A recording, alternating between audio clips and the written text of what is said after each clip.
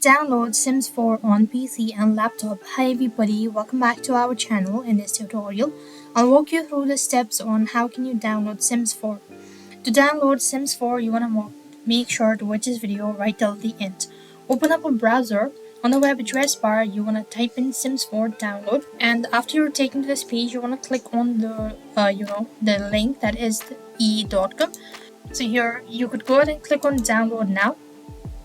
After which it's gonna take a couple of seconds in order to download. So you want to click on select platform, and then you want to simply go with EA app. Once you've done it, so you want to click on download EA app for Windows.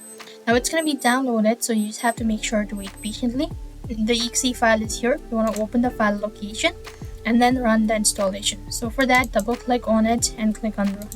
As you've done it, so you'll be then taken to this page where you have to go and click on let's go. And now you want to install it. So now that you've completely installed the EA Games account, now you have to log in into your EA account and then look for Sims 4.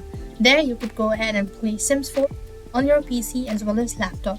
This is the way you could go ahead and download Sims 4 on your PC.